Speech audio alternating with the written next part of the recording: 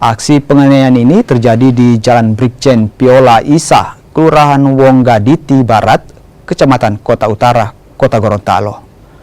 Dari ketiga tersangka, satu diantaranya masih di bawah umur. Kejadian berawal saat korban bersama rekannya keluar dari sebuah kafe dan diikuti tersangka. Tersangka lalu meminta agar korban berhenti sambil menodongkan pistol korek api hingga berujung pada penganiayaan. Akibatnya, korban mengalami luka di bagian kepala. Aksi penganiayaan terjadi diduga karena pelaku tersinggung saat korban melewati tersangka sambil berteriak dan memainkan gas sepeda motor. Akibat perbuatannya, tersangka terancam hukuman 2 tahun 8 bulan penjara. Brigjen Piola ini dari belakang ada yang membuntuti menggunakan sepeda motor.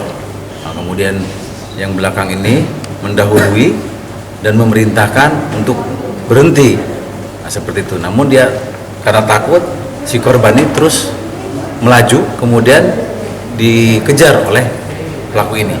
Kemudian sempat terkejar, berhenti dan dipukul oleh benda tumpul yang diduga waktu itu adalah senjata api. Seperti itu. Kemudian adapun motifnya adalah si tersangka ini merasa tersinggung oleh perbuatan yang katanya bahwa si korban ini menggas-gas sepeda motornya, sehingga pelaku ini merasa tersinggung bahwa kamu ini yang melakukan gas-gas kepada kita.